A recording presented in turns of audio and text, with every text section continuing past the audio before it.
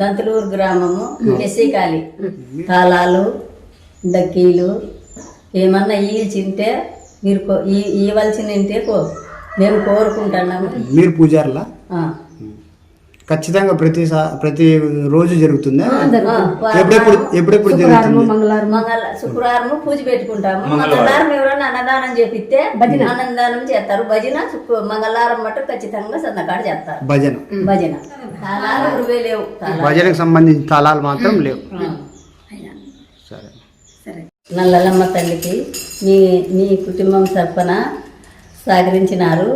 మీ అన్నదానాలు మీ అందరికీ మా నల్లమ్మ స్వామి తరపున ఆసక్తులు కలగాలని కోరుకున్నాం.